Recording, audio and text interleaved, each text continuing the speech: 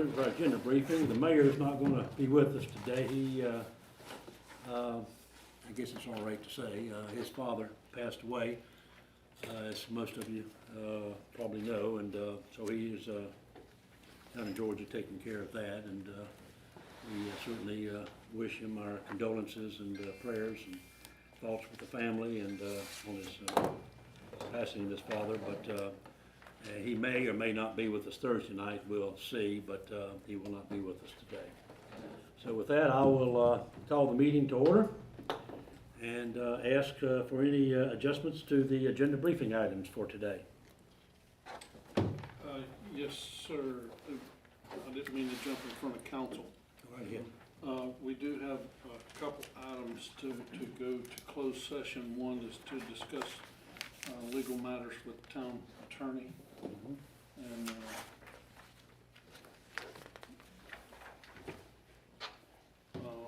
for 143-318.1 A3. I'm sorry? 11 A3, I'm sorry.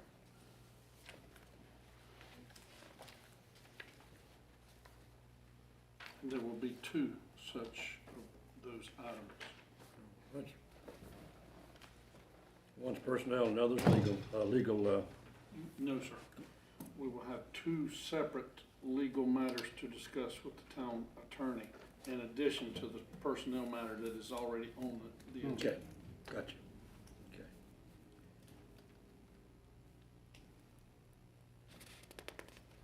Okay. Anything else, Mr. Manager? Yes, what was it you sent in reference to the arms road matter? Well, that incentive agreement needs to go on, I guess, For Thursday. I'm sorry, do what now? We will just, for the agenda item, we will need to discuss the incentive for Thursday's agenda. We will place that for CR arms road agreement that we have discussed last month.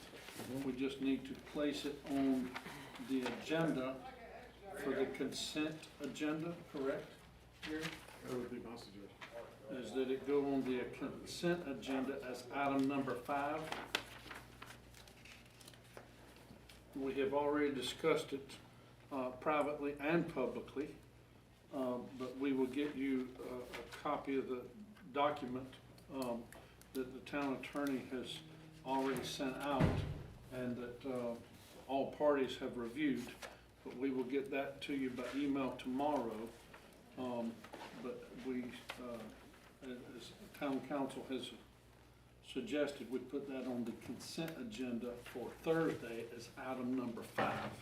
And that is the finalized agreement with all parties that you all had gave us permission to go through that was discussed, and all parties have reviewed the terms of that agreement that goes through the state of Raleigh, just to remind everybody that what we were talking about. That was the grant that was applied through, that we were not going to encumber any of the properties. It's just, all that has been agreed to. Now we have the terms of the agreement. And this is the economic development incentive agreement. I'm sorry, thank you for correcting.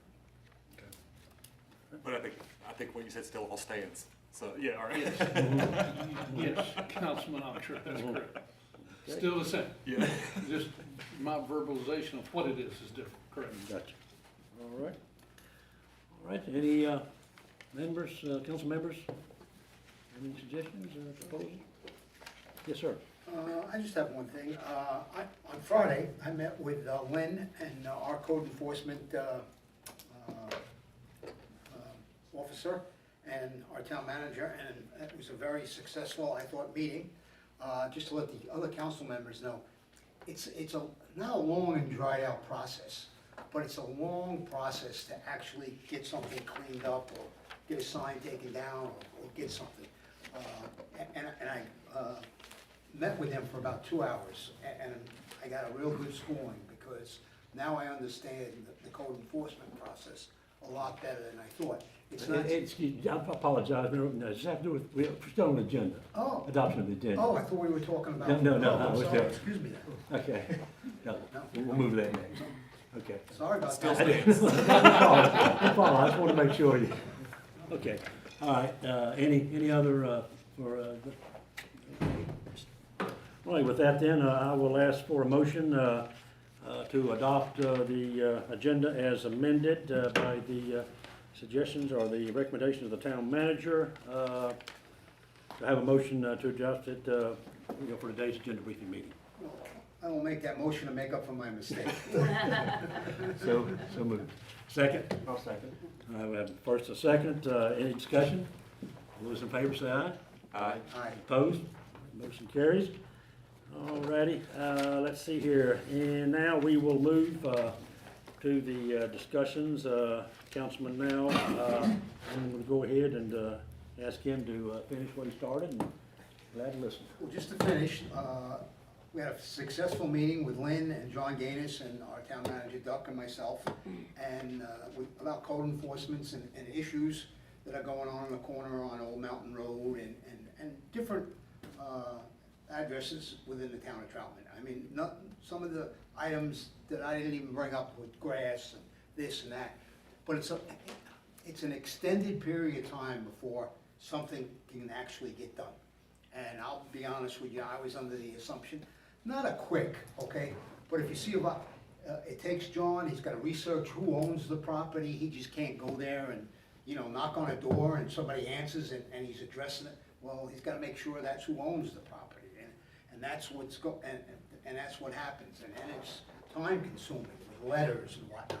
So, I was under the misunderstanding that it was kind of a bang, bang, bang, until, and we would see something happening, but it sometimes, unfortunately, it takes months, and that's kind of what's going on. So we have to be patient, but Lynn and John and our new guy, who we haven't met yet, I'm sure will do a good job with code enforcement, because we're gonna have somebody working 5 days a week instead of 1 day.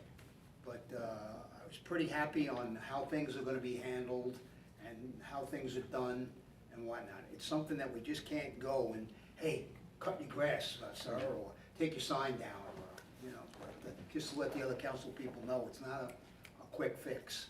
It's not like you can, like the police can just go there and give a ticket. That's not really what it's about, unfortunately. It takes A, B, C, maybe to get to D. Just wanted to say thank you for Lynn's time and John Gaines' time, but I understand now a lot more than I did before Friday. Thank you for saying. Duly noted, sir, duly noted. Anybody else have something they'd like to say? Yeah, I'd like to mention, one is, and I brought this up once before, about the truck traffic, tractor trailer stuff going down Rumpel Street. And of course, the chief gave me the answer that they can't make a right turn on, off Wagner onto 21. Well, I really don't care whether they can make a right turn. They can make a left turn and go down and get on 45. But we have no truck signs on both ends of that street, and they tear it up. The town pays for that pavement, not state. We have no truck on that side, signs on both ends. I went and made sure they were at the end of Era and at the end of Rumpel. And if we have a law that says that we need to enforce, we had a crane go down through there the other day, big heavy crane, and they're coming from Brookside. Our friends D.R. Horton, developers who don't really care about this town, but they're shooting across, and because it's easier to get out. Well, those are roads we have to pay for, and I would just like for the town to enforce it, or either change the rule and say, turn it over, make it another route, 21 alternate or whatever, if you're gonna do that. But we shouldn't have a crane, this big heavy crane going down that street down there. We've had tractor trailers with heavy equipment on the backs of them going. That's like you don't put them through Falls Cove, Stringwood, or you don't put them through Barium Season, you don't put them on Barium Spring, on Rumpel Street either. So that is an issue. When I saw the other one the other day, I just got the best of it. Because that big thing turning that corner down Era is just going to tear everything up. That we just paved a year ago? So they're taking Era to Rumpel out to 21. Out to 21. And no sign in there. But it's not my concern that I didn't build the road that has an angle that says they can't turn right because they can't make the turn. They can go left and go down. We got another exit 45 to get out there. So they need to take a different route. But stay on the state highways. Once you come out of the area where you're working. Now, if they were working on Rumpel, then that's a different story. But that's been a lot of equipment I've seen go down that road, that street. And that's just, I'm only home on Mondays and Fridays. I'm not home the other three, so I don't see them then. But that's how many I've seen several recently. No, you said there are signs. There's signs at Era, where you turn off 21, says, with the big circle around the trucks, no truck, and then down on the other end, when you come up 21 on the rumple, the sign's there. And I saw the sign, I said, I'm gonna make sure they're up there, so that, you know, that piece of not being able to turn is not my problem, that's theirs. So anyhow, that's a piece that I just feel like it's just continuing to get, now it's getting worse. I saw that big crane down there. That's probably the worst piece of equipment I've seen come down the street. And I remember just getting the street striped, it was a major thing, and put the school sign back out there. It turned out to be the last group I used. So anyhow, that's the first thing. The other one is, and I'm not picking on our police, I'm actually bragging on this time, is that, so last month, the mayor mentioned about the Highland Park shooting in the parade. You know, we just had our parade, and you know, it's kind of, you know, things happen in the country. But then, since then, in the last week, we got a death threat to CRTPO, which the mayor's a member, and I'm an alternate, over that extending the toll roads to the South Carolina border, which he got tied up at Carpo, which I was at that meeting, and as Paul says, my face shut up on TV. This guy calls in Friday and threatens to kill all the people on the planning, CRTP planning organization. Fortunately, he gave his name too, so I'm sure they called in District 10 of DOT. So that's getting closer to home. We've had 2 shootings recently in this town, you know, like shooting up the property in Bering Seasons. Then we had the shooting down here by the apartment that went back through and went into a house, into a little girl's bedroom a month or so ago. So I don't know what's going on in this town, but I think the answers is what our chief has been doing, like with the Sandlot Baseball, the National Night Out, helping building communities. I just feel like you're doing everything we can do to make our town stronger, and just want to let you know that if you ever need my support on anything, I'll be glad to be there. All right, thank you, sir. Except I can't play Sandlot ball now, I'm too old. I got a bad knee. But anyhow, what you're doing, I think, is the right things. But now it's starting to hit home, and that's what's really scary out there. Anybody else? Just to piggyback on something that George said, just to have it in the records, I did have a citizen to contact me. They live in the Inglewood area, and they're concerned about the trucks and stuff going through Inglewood, and a lot of them are not stopping at the stop signs. And she just moved back to Troutman and has a small kid, and is concerned about people not stopping. And things I see on the agenda here about some, Speed humps? yeah, speed humps. That's one of the things that she was wanting to request in their area, just to slow people down and the trucks and everything. So I just wanted to get that on record as well, that she has mentioned that in that area as well. I also wanted to say that I attended the National Night Out, a great event. Thank you. You all did an amazing job. It was a great event, and I enjoyed seeing so many people out. It was a great turnout, and my kids enjoyed themselves. They didn't want to leave. I had to make them leave. So thank you to you and everyone else who put that on. Thank you. You're welcome. That's Terry? all. I'm sorry, you. Oh, yeah, I'm just gonna repeat a bunch of stuff that's already been said. I did want to take this time to thank Councilman Harris, Ms. Hare, Planning Director Hare, as well as all the other staff that have been involved, as well as all of the citizens that have been taking part in the strategic land use plan process. I think we're really making some good progress. I think we've kind of honed in and identified some real stick points that could really affect us in the future, which I think that's the whole plan, not just to make a pretty map, but to try and future-proof and guide us in the right direction. And I think we're taking those steps, and I'm very happy with how that's going. Also, yes, just like it's been said, I would like to commend the police, Chief Watson, and everyone that serves under you. As a resident of Barium Seasons, thank you for all that you've done. Your swift response, your press releases, keeping everybody in the know. I know it makes me feel a lot better. So again, I just would like to thank you for that. I did have one other thing that's already been said, but it's already been said, and I can't remember it, but it's on the record. Somebody said it, so thank you, whoever it was. It'll come to me here in a little bit. But, oh yes, the National Night Out. Had an absolute blast with the family. Saw several people in this room there. Didn't even get to speak to everybody. There were so many people, and just kids all over the place, people going everywhere, music. It felt like the Troutman I moved to. You know, it's like we had a few year hiatus, you know, but I just remember sitting there and looking around, and when breathers in between chasing the kids, it's like this. I remember this. This is a good feeling. So great job to everybody that had a hand putting that on. It was an absolute, I don't know about what went on behind the scenes, but as somebody who just attended, it was an absolute smashing success. So thank you. Thanks to everyone that was involved. And that's all. Very good. Well, as you say, it's already been said. And I didn't hear a thing that I disagreed with. Kudos and thank you to you four members for helping me out, not having to repeat myself. Repeating you folks, I'll go on with the meeting. But again, thank you very much, and everything that was said duly noted and was very meaningful, and especially the truck traffic and the speeding traffic. I'm sure the town manager and the police chief will be checking into that very deeply and seeing if that's corrected. Yeah, obviously, they can't be everywhere all the time, but at least maybe we can step up a little selective patrolling from time to time or as we're able. So with that, I will move on then to, let's see here, we've got staff items then, sir, and I will turn this over to the town manager. Sir? Yes, sir. Just to echo a couple things that you all said and to speak to, one, the National Night Out, yes, I also echo kudos and to point out is most of staff does not always take time to pat themselves on the back, so I will do that for them, as you all did. Chief Watson and his officers did extraordinary, and kind of what you said, Councilman Oxshire, it has been a couple year hiatus as to what we have got back to being Troutman of old, if you will, not to take your quoted words, but yes, it did feel like. So much so, we had so many people there.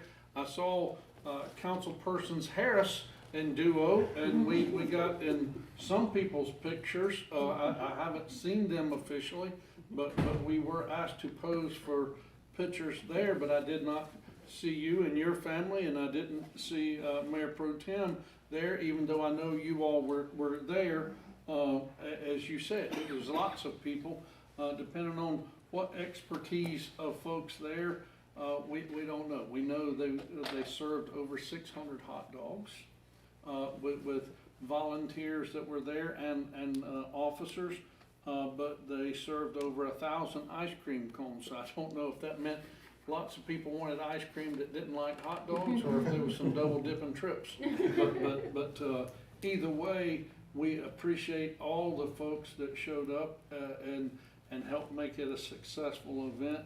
And it showed that a lot of people really do come out to support our police, fire, and the various law enforcement agencies that were there, and the groups themselves. And it is one of the better national night outs, if not the best we have had. And I think that was kudos to the job that Chief Watson and his officers did. I didn't get a hot dog. They ran out before I got there. My little boy got 2, so he got Good for him. I thought it was mine. I thought he got mine, but I'm gonna say he got yours. Good for him.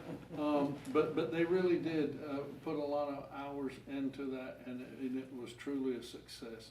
I enjoyed seeing it. We of course have Emily Watson back in the Parks and Rec role. That was took from a part-time position and begging and borrowing a lot, and has hit the ground running. Already got a couple sponsors back on board. We are excited with some things that are coming. Brent Bussell is a part-time person that had come right before Chip shunned us and went back to his old role. We've got a couple more part-timers that are in transition and will be joining staff soon. And we're excited about the possibilities of that, which will also then take some of the workload off of Public Works as we transition from what was intended on being our greenways, going back to the plan there for a while, of the greenway should be part of the park system, and we will see that develop as we go forward. We've already met with some folks to design what should be the Parks and Rec office and what the facility should look like. If we can ever get the county to show us a little grace and get to our permits for the planning and zoning house, that we've been waiting a couple months now just to get that part done, so then we can move forward with some building projects and go on. We are still waiting on Wagner Street.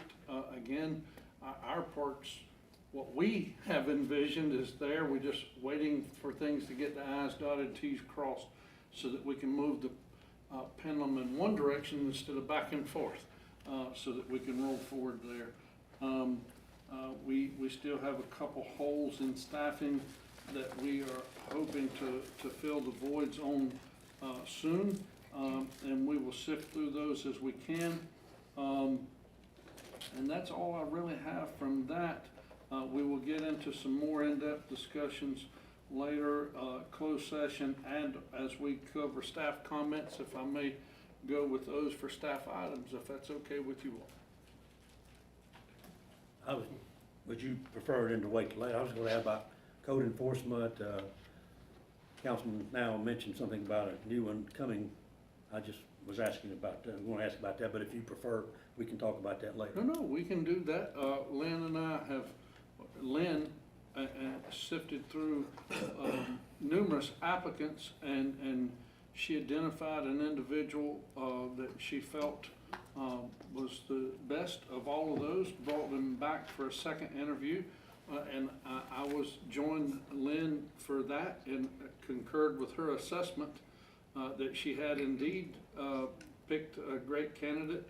We have offered the job tentatively pending a background check, and we're in finalizing that process now, and sent an email this afternoon and said, hey, we should hear the final results of that soon. He had a bout of sickness is what I will say, and just checked confirming that all is good, but we are anticipating very soon that he will be joining staff. And there's a lot of possibilities with that individual, I think is the best way of saying that. Wouldn't you agree, Lynn? And we're excited that he should be joining us soon. But Lou is what I will tell you his first name is. He's not from here. Hello. He's not from here. No, okay, I'm just gonna make a note here of the name. Lou, he's from Eddie's neck of the woods. Gonna have that deep southern accent then, right? Yeah, he's from the northern part of somewhere. Was it embarrassing?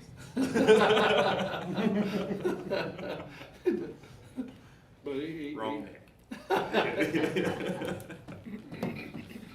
Well, question concerning that, I presume John will stay on to kind of help train him in addition to, you know, Lynn and Andrew and you and so forth. John will kind of stay on long enough to. I will admit candidly, not so much me, but everybody else, you said yes. John will help, and Andrew and Lynn will certainly help in their parts. But yes, that is the plan, for John to stay and absolutely show those bits and pieces. But yes. Well, good. I'm glad to hear that. Okay. Yeah. He has a background that is impressive. Good. Thank you.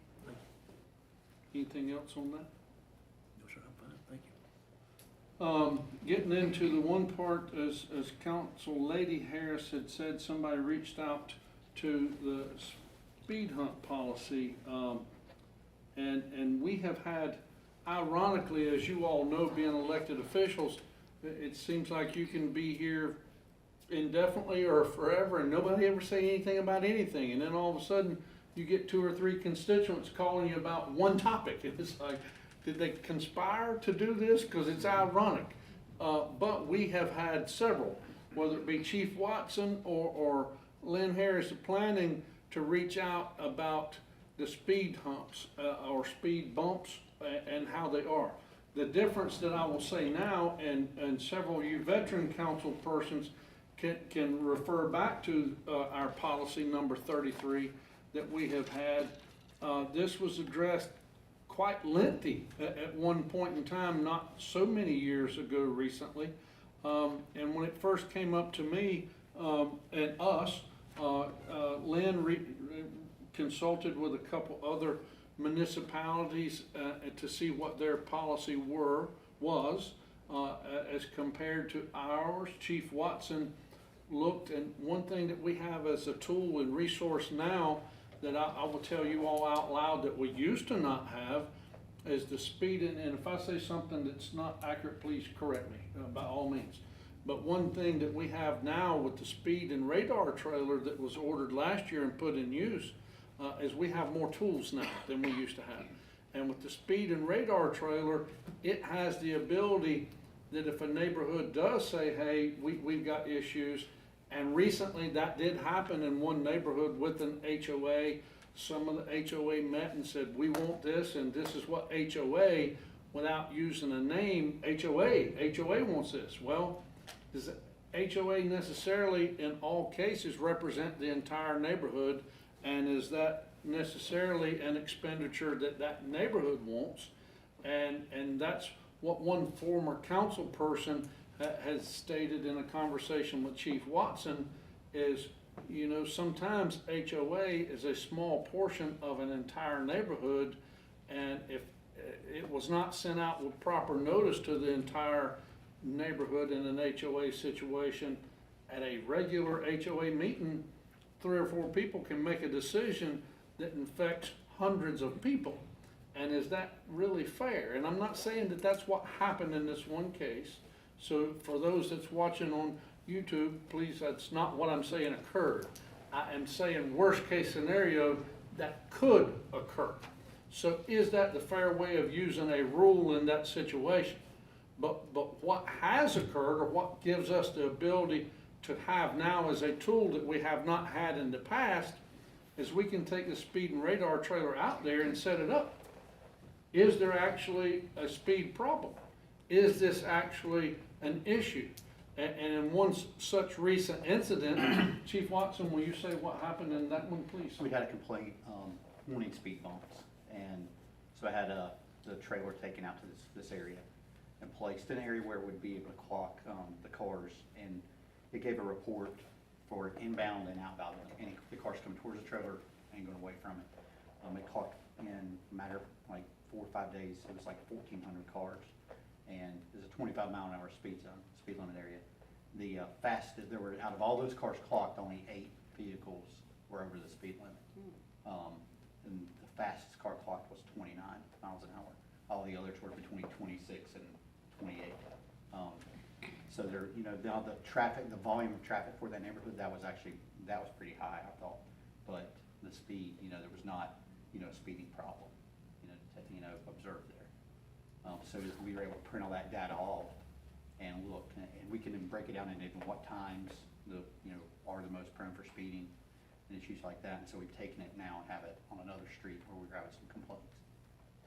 And that's a perfect example of what we 3 felt like gives us data and gives us logs that tells us definitively, is there a speeding problem?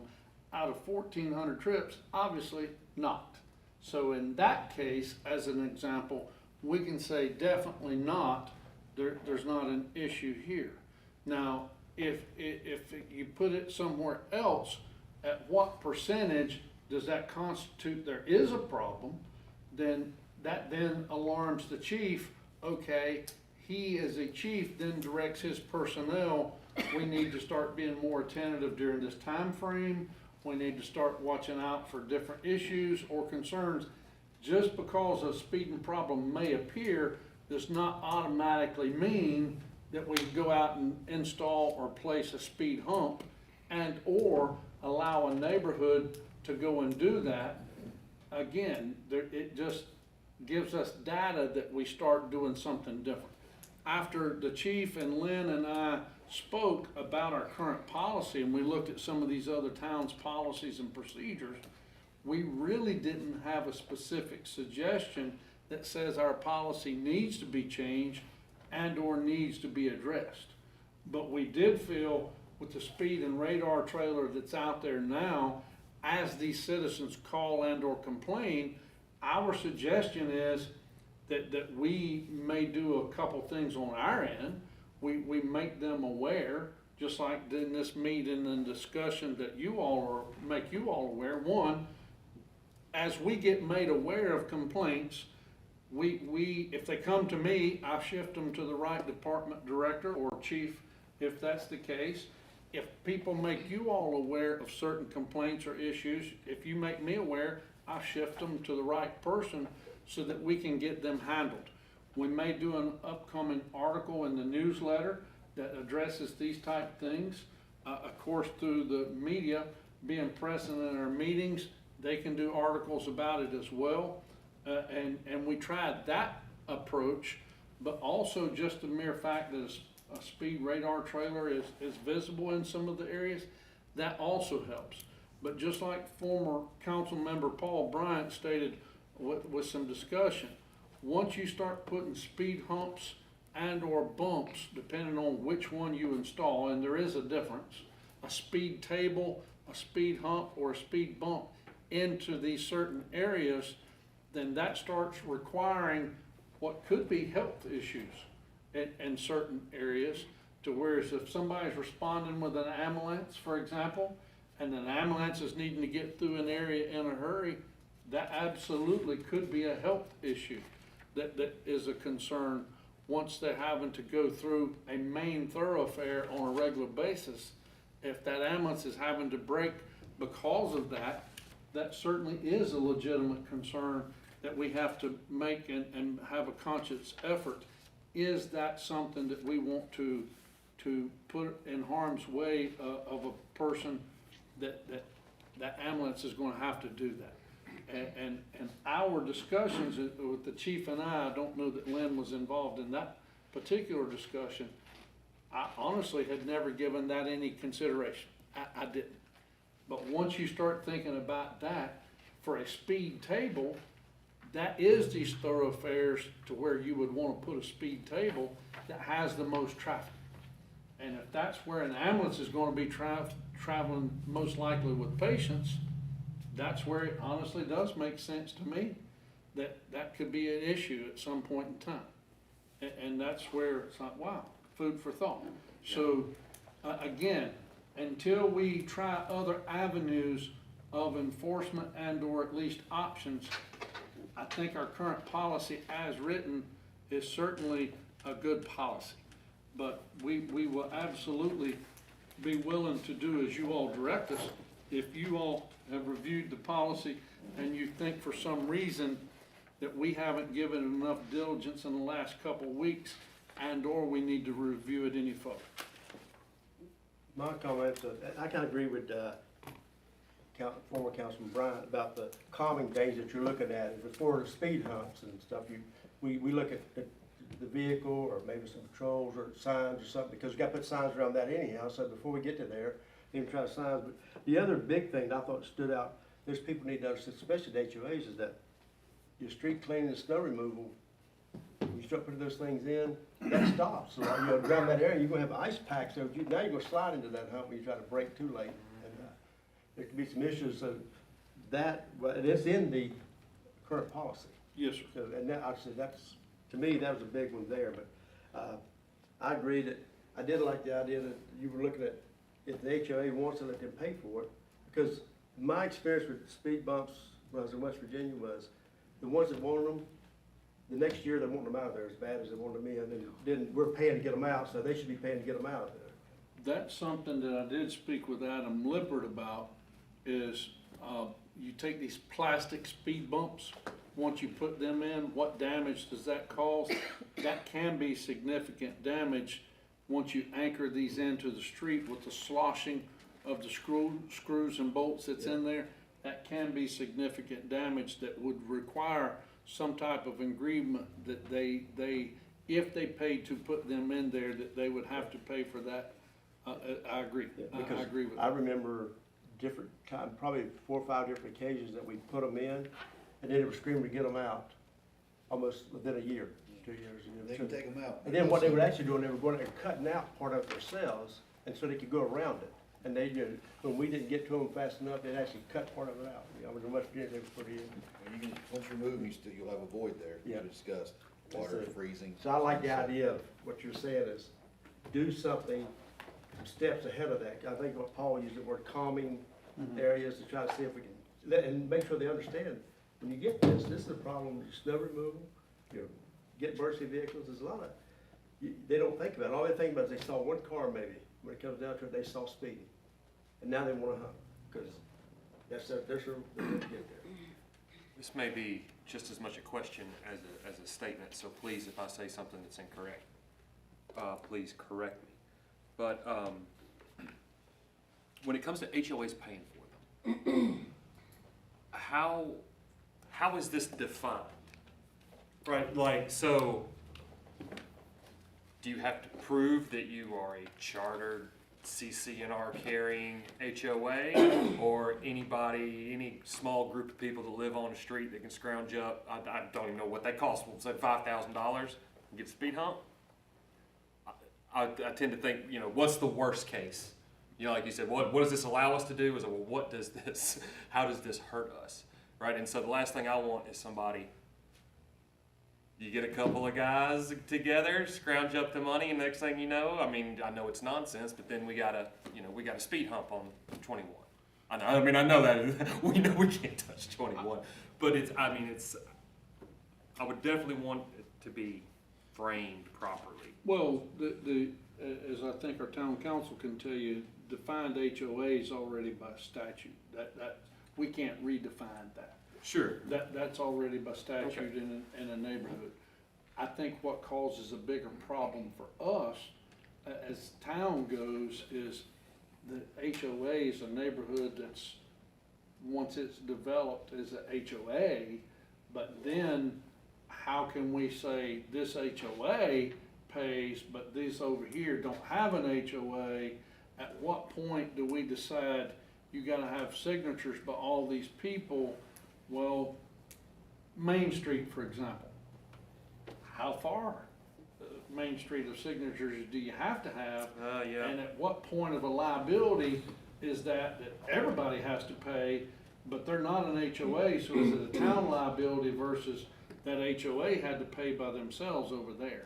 I think that honestly is down that rabbit hole that's never ending if we go down. Yeah, that's where I started to go. And Yes, I'm sir. like, okay, I live in an HOA.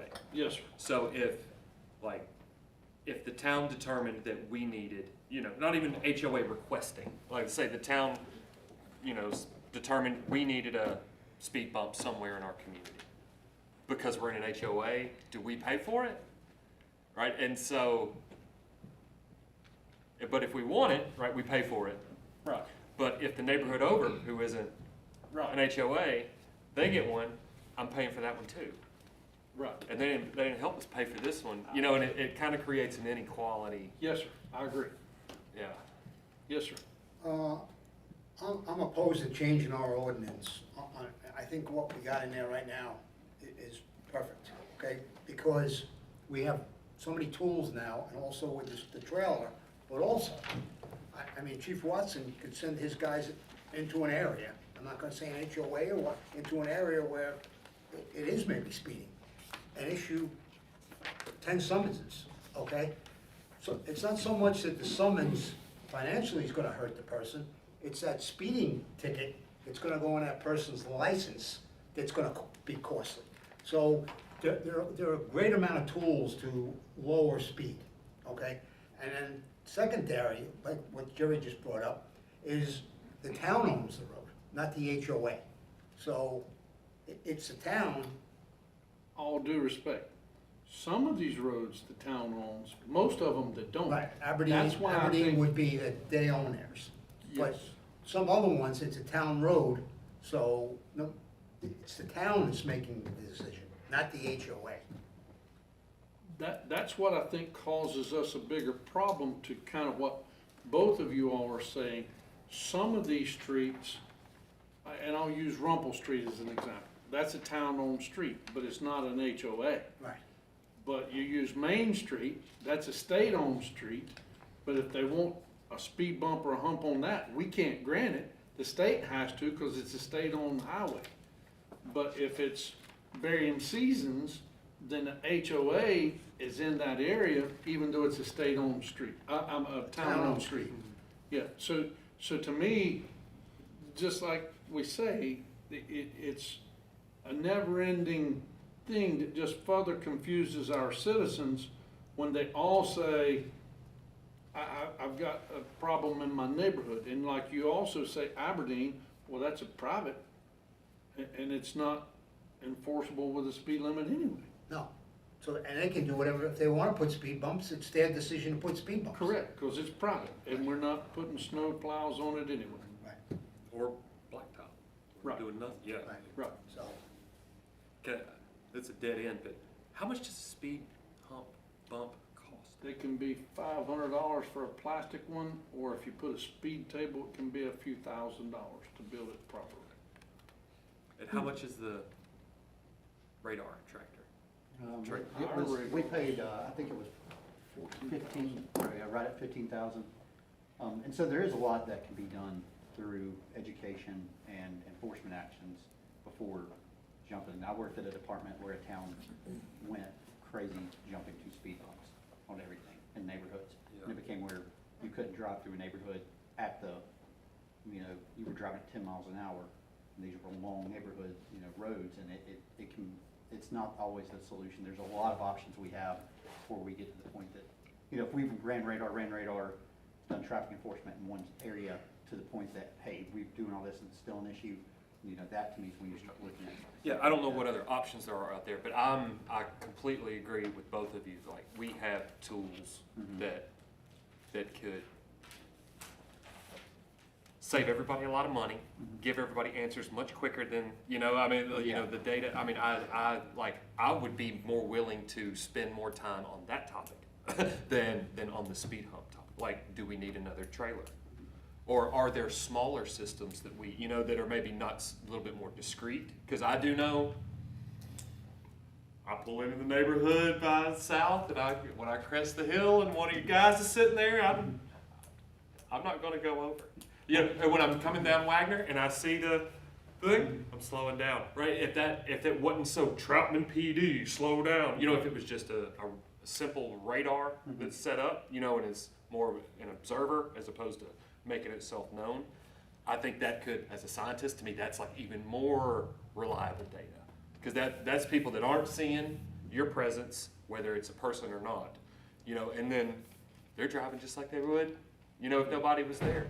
So I don't know if those even exist, because that's like if we're starting to get more and more of these complaints, I don't want to say, well, we'll get your neighborhood in 6 months, because we've already got, we're already booked up. Again, I'm just throwing it out I there. will It say could be a you dead have, end. on the radar trailer, you notice it's like the first day or two, the speeds. But it's like after the second day it's out there, people are like, okay, obviously, it's not getting tickets. And there'll be people, they go back to their normal driving habit. So even with it being, the one we have does display a speed.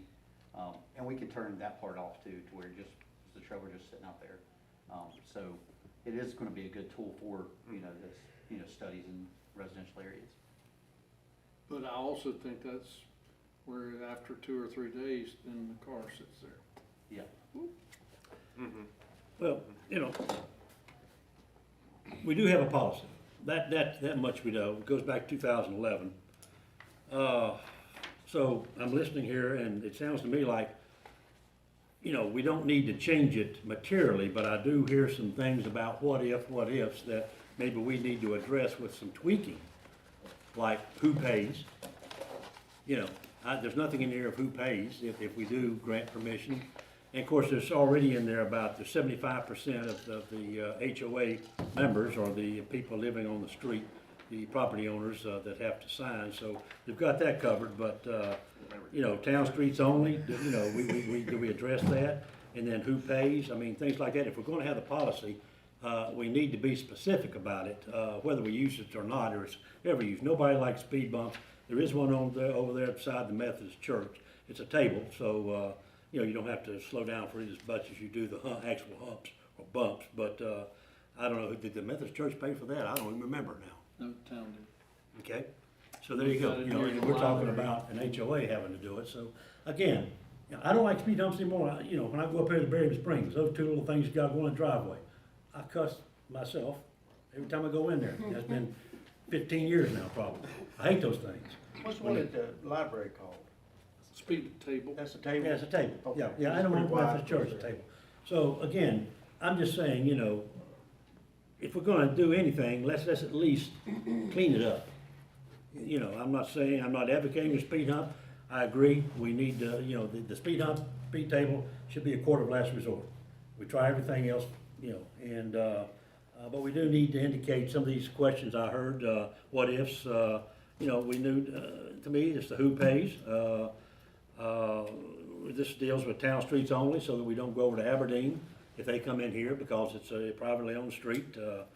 We don't get involved over there. If they do it themselves, with their own private contractor.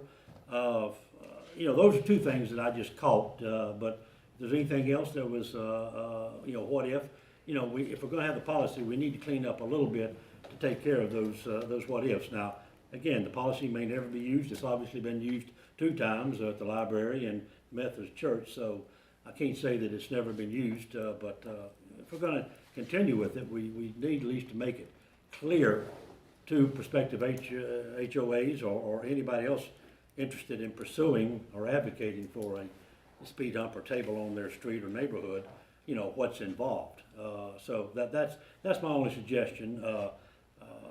Overall, it's a good policy. I agree with Eddie that materially, it does need to be changed. I'm just saying, clean it up with a few of the questions that I heard people ask, maybe from that standpoint, and I would just simply ask you guys to, you know, staff to and, you know, Chief, look at it and, you know, clean it up in that regard, to hearing the discussion today, and maybe come back next meeting. That's, you know, coming from me.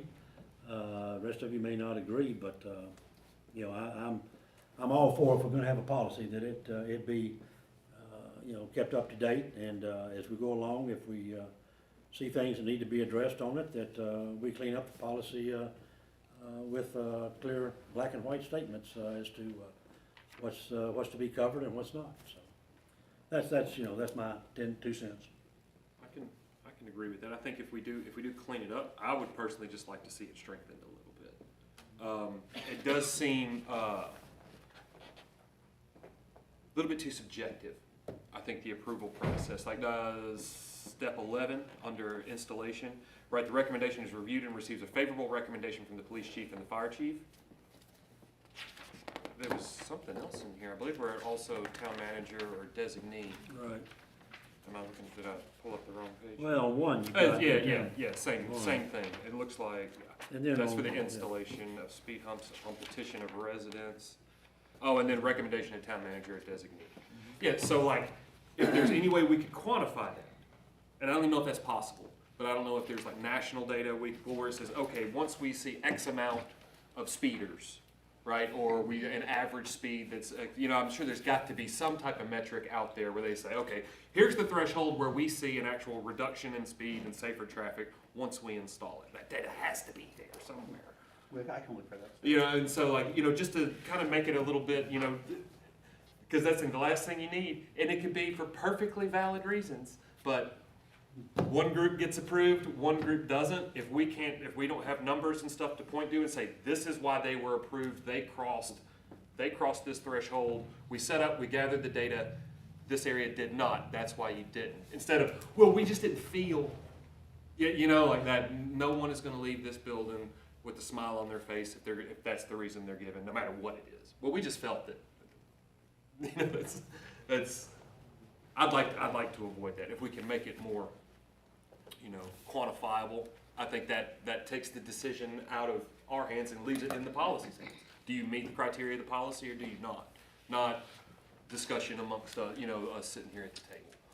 You know, so. We can look it up and see if there is any of that. I think. Yeah, it may not. I mean, but I think it has to be. As many times as I've gone over those little rubber things, you know, those are traffic counters. You know, I mean, I've even read the papers where they designed these. you know, to be able to determine the difference between a car, a truck, and a trailer and all of that stuff. You know, so if they're getting that deep into the traffic analysis, I know in installation, there's got to be some type of white paper, something out there where they're talking about that. But, We can certainly look and see if there's criteria for it. I yeah, think yeah. it's I'm not saying we need logical. to develop it, but I think if it's it's out there at our disposal, you know, then that gives us something. I think it's Here's- logical to request it for sure.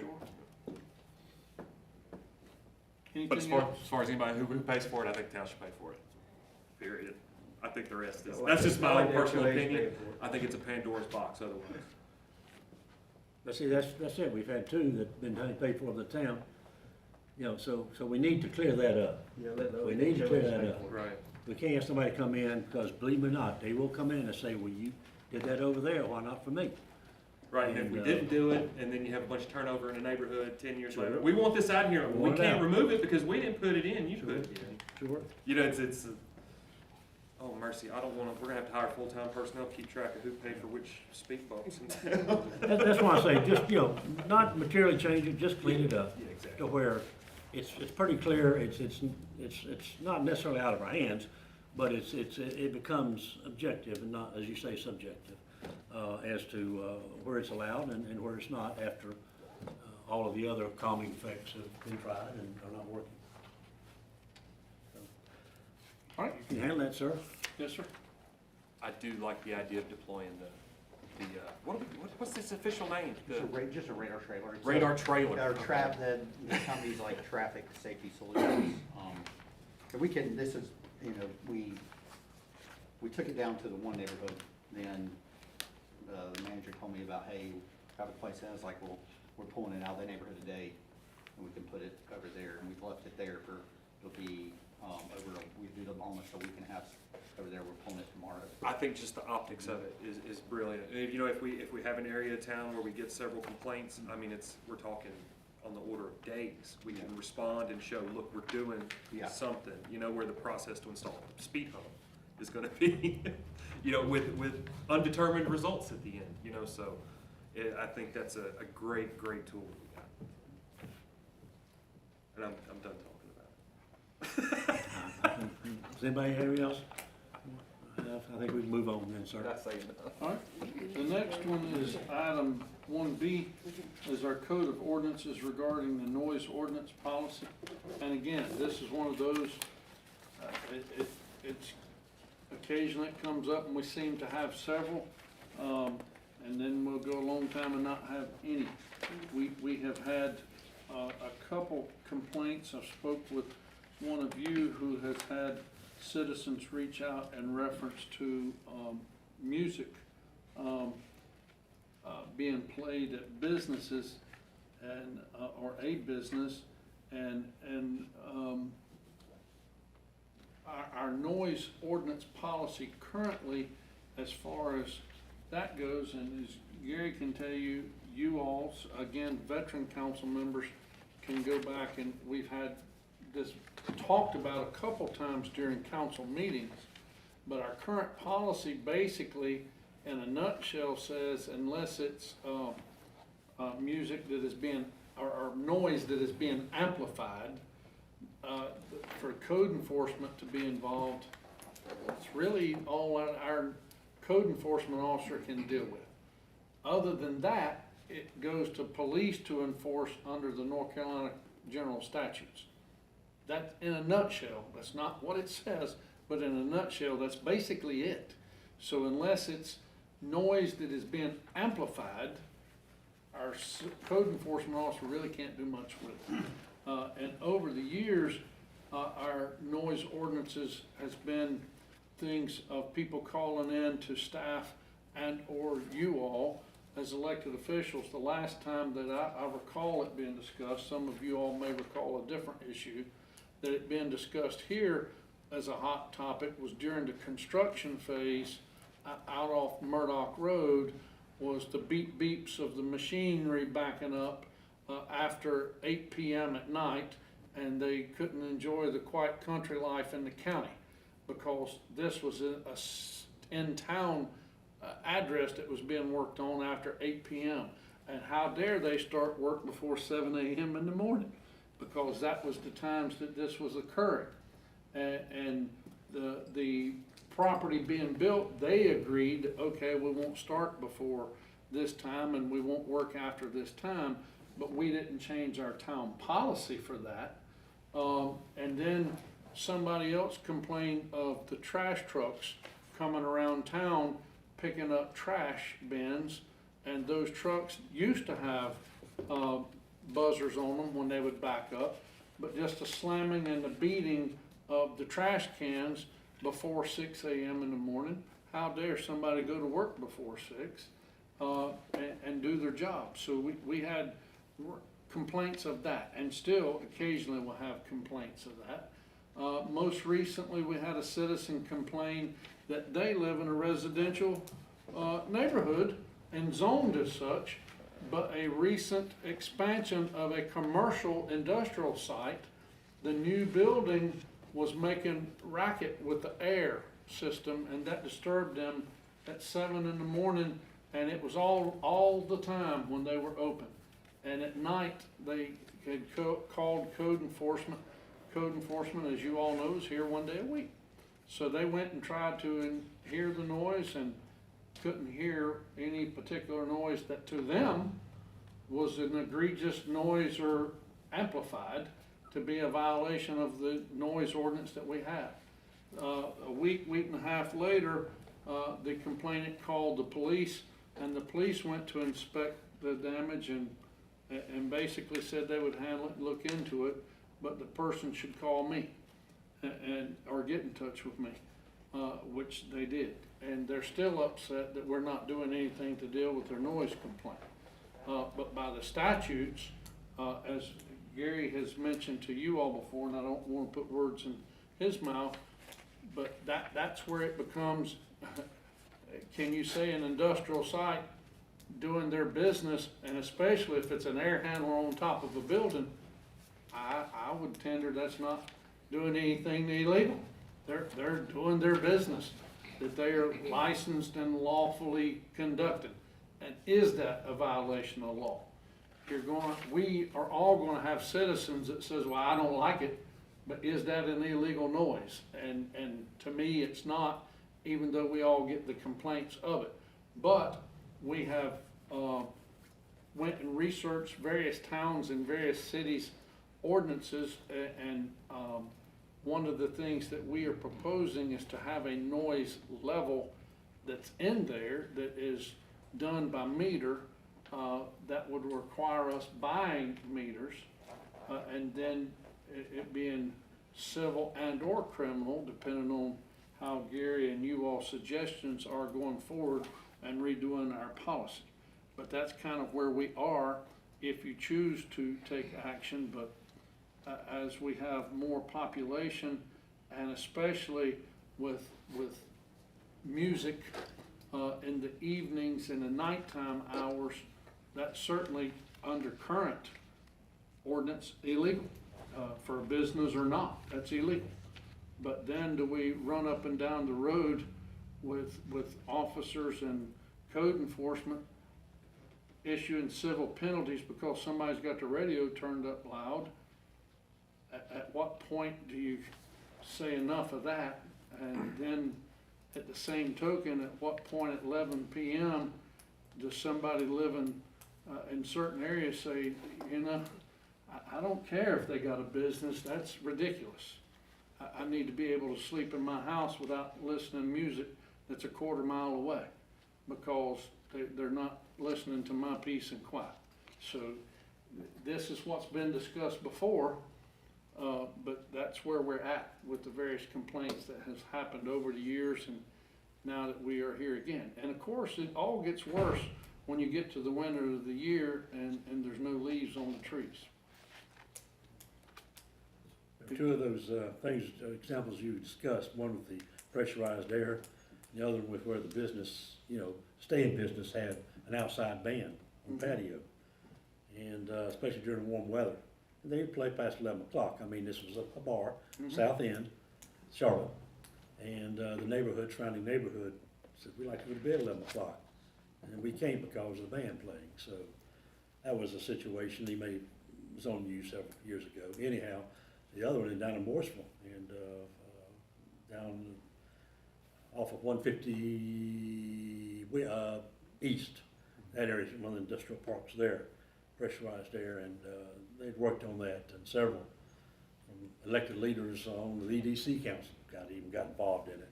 And they finally worked out to where they could muffle it enough to where, I guess the problem was, I won't say solved, but at least minimal. But those are not just particular to Troutman's complaints, but you know, suggestions were. But you're right. You know, some people, I guess they ought to just buy 50 acres and move out in the middle of nowhere. And if they're looking for the kind of quiet they're looking for, you know, you're not going to find it. And I could be out in my backyard working on a Saturday afternoon, and I can hear somebody's radio or amplified music going. But you know, to me, it's not obnoxious or that loud. You know, growing up in Statesville, I heard the same thing. Growing up in a neighborhood, you know, and people hollering across, you know, neighbors not hollering in a meaningful way, but just communicating across property lines, things of that nature. I mean, even somebody got a rooster crowing, you know, I don't mind that, you know. I spent summers on the farm, so, you know, it takes me back to my childhood days a little bit. So, you know, and things like that don't really bother me, but some people, you know, I don't know, like I say, they need 50 acres out in the middle of nowhere, I guess, the piece of quiet they're looking for. So, again, you know, and what I'm thinking about, we did discuss this when Walmart was under construction. The Walmart Center was under construction. You know, Kathy Godley had owned it back then, and we did look at it. And did we make some tweaks or anything to it in terms of hours of when it could start and not start? They volunteered for it, but, Okay. but we did not take any action Okay. to our ordinance. Okay. Is that not? I think that's correct. Excuse me. I think that's correct. Okay. Okay. I think we drew something up and then never did anything. Yeah, I remember the discussion, but beyond that, I could not remember. But, you know, what you put in there, I quickly looked at, I'll be honest with you, I did not read it, every word. But, you know, if I agree the town is growing, and sooner or later, there probably will be enough people complaining that we do need to do something. So maybe getting a little proactive ahead of it a little bit. And I would say that if we do adopt any kind of a noise ordinance, we do need to have a meter as described in that proposed wording that staff is, you know, I think it was A-rated, A-weighted, not rated, but weighted type of quality deep, you know, decimal meter, because that will be obviously something used in court if it gets that serious, whatever the issue is. But, you know, what you've got there, if I didn't see anything that, you know, reading it, what I did read, it was kind of a speed reading type thing, that offended me, that I thought was unreasonable. And if the rest of the council feels that we maybe need to get ahead of it a little bit because we are growing, we'll continue to grow, do something. And but again, something like that for the main part has been complaint driven, as opposed to, you know, one of our staff or the zoning ordinance going out looking for it. It's complaint driven. So if somebody doesn't call, we don't think about it. We don't worry about it. Like I say, I've got situations, but it doesn't offend me, and it didn't offend my neighbors, because to my knowledge, nothing's ever been done on those several noises I mentioned, and I'm fine with it myself. So at any rate, I say, you know, we pursue it from the standpoint that if the council has had a chance to read it, that staff wants to look at it maybe, and we bring it back up for discussion next month. I would suggest that you all look at the policy and have at least one or two council members to digest it. I also would suggest that our attorney look at it after we have had a couple council members to look at it, and not make a decision this week or two. Right. And that way it gives everybody time, because everything you just said, I concur with 100%. This way it also gives time for the public through media and the meetings that we have here to hear and read, and also give feedback either to you as elected officials or to us as staff. As Chief Watson can also tell you, coming from a college town where he started his law enforcement career, there used to be a lot of these from where he came from that wound up going all the way through the appellate court. So you can't just write these tickets out and it not have some teeth to them, and this needs to be a fair policy that affects people in a positive way, but yet protects people from being able to do business and also be able to enjoy things that are normal. As you said, if I'm talking to my neighbor in a loud way, the police shouldn't show up, tell us to. Yeah, yeah. I do know that the, needed for the meter, the level, for the read the decibel levels, because we got decibel levels set in here, what we says loud. When I was with DuPont, of course, the towns across the river, which doesn't get tax money from us, they would call and complain about noise levels, and we'd get the meter, they'd be above the levels of, to them, the levels always, certain people, everything seems a lot louder than, but you have the meter to show, hey, we don't have that kind of level. Right. And a lot of times they're not real, it's just, it's real in that person's mind. Even with music sometimes, they say, oh, it's this bad, but with a meter you find out it wasn't. I agree.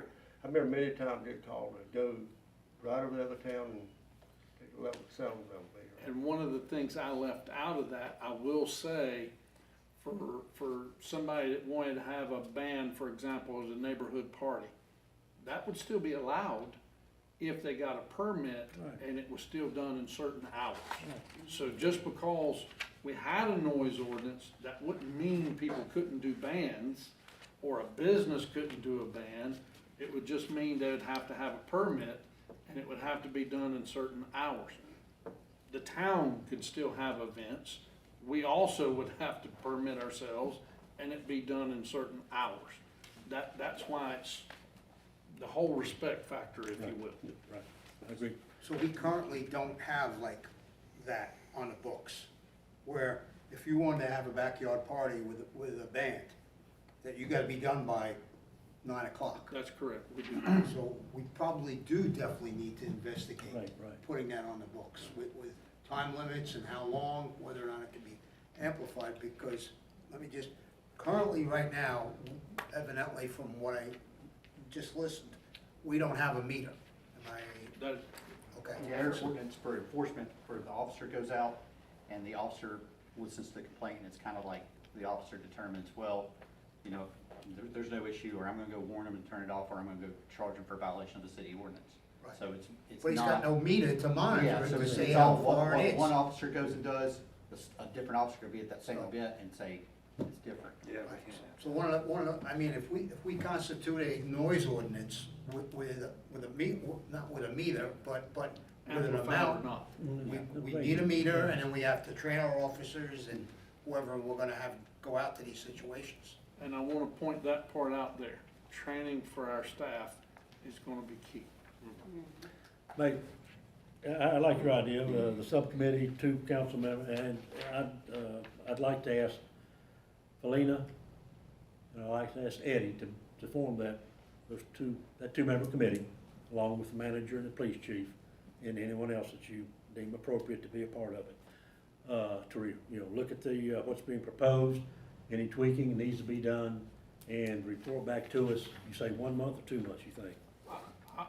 Just for clarity's sakes, I would like to give it at least 60 days.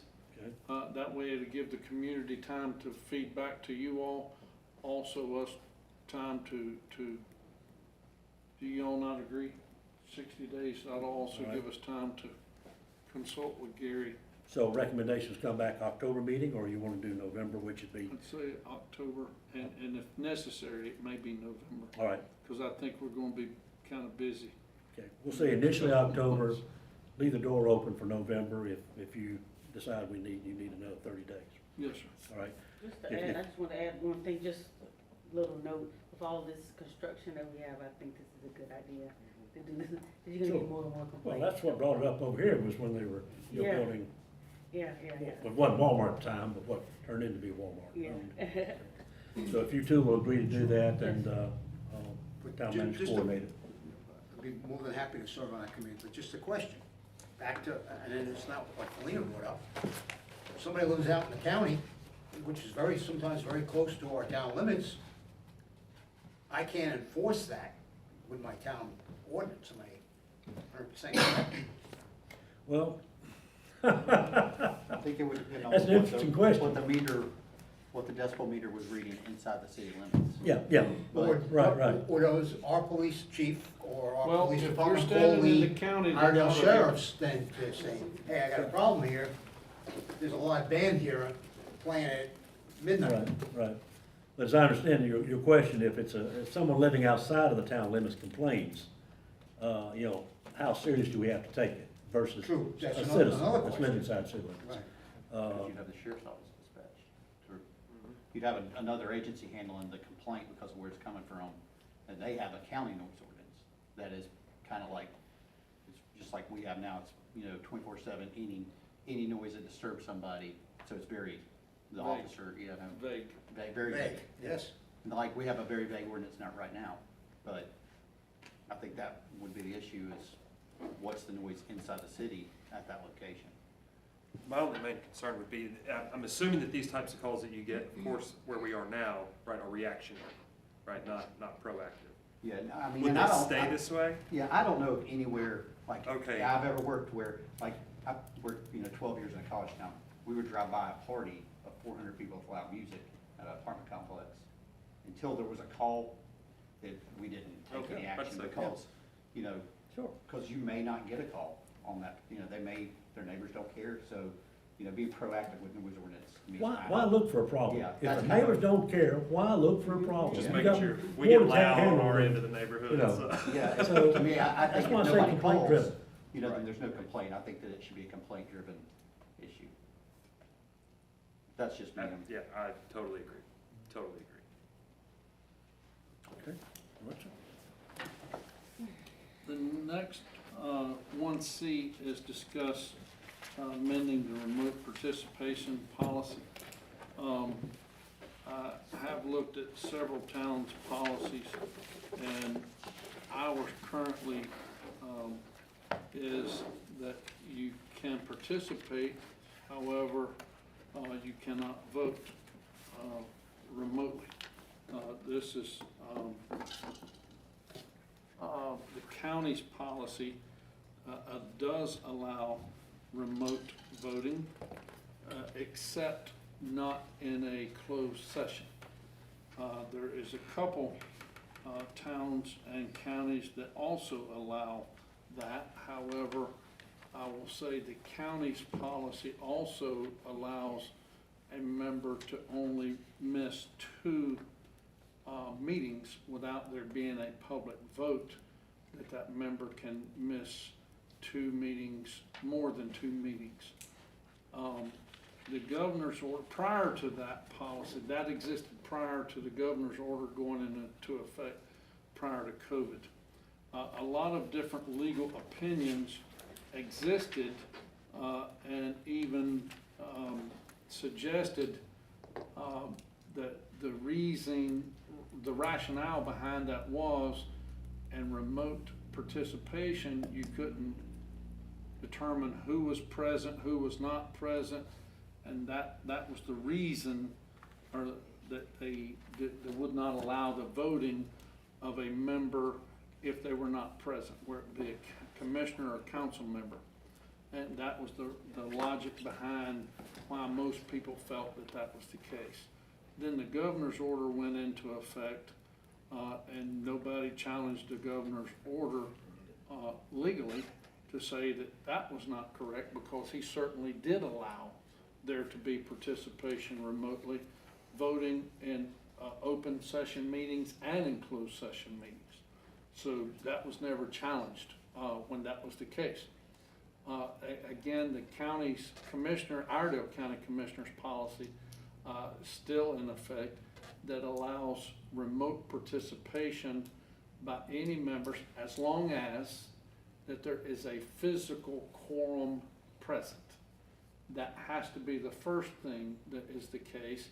And also in the UNC School of Government, and I think Gary would concur with that part of this, in all cases, for remote participation to be able to occur, I think all the legal experts prior to COVID occurring would have said that there had to be a physical quorum present for there to be the ability of remote participation to then occur. I think that part, do you not agree, that everybody had said? School of government says you can't have remote voting or can't count as a quorum. They can participate in just a regular meeting by throwing in their opinions about things, but other than that, can't participate. I disagree with you on that. School of government says you can have remote participation and voting. It just says that it may be challenged. And it may be challenged. Of course, people can challenge all the time. Freda Bluestein recently said that it could be challenged, and your way around that is simply to have a in-person vote at the next meeting. And that is the way around that.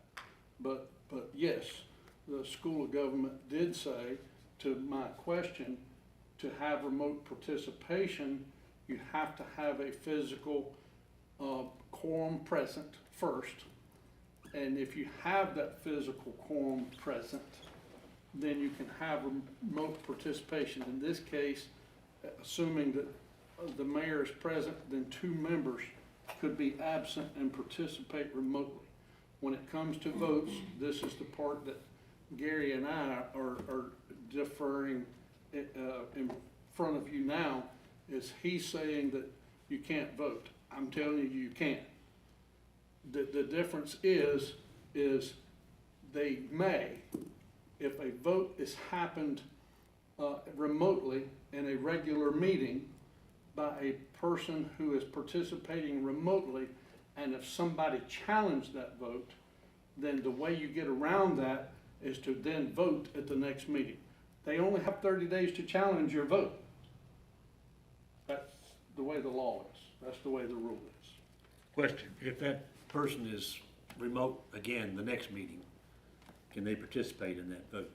That would either I didn't verify or not the vote, so I to did- speak. I didn't ask that question, so I You can't give understand you an what answer. point I'm making, because I that is absolutely possible. do. If you've I got think someone, Too negative, make it positive. they can't participate, maybe they're they're on extended illness or something, and they can still participate from home, could they participate in that vote to verify their previous vote? I certainly understand your question, but I did not ask that. I don't know.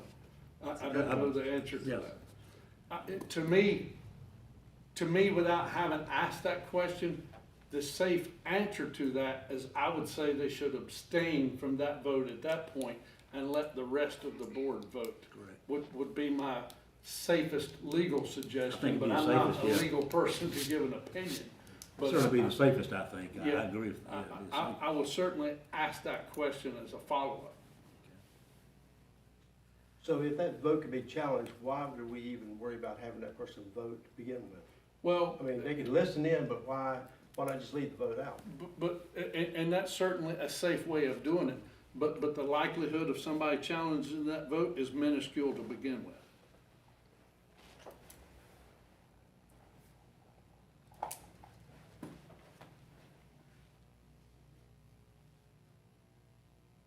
The realities of somebody challenging a vote, when you look at our boards, we have been very seldom that it's ever been a split vote. There have been occasions that it have been. So when a board votes unanimously or dominantly the way it has, if you've only got one person that's absent, that's 90% of the time the way you all have voted. It's not going to change the vote anyway.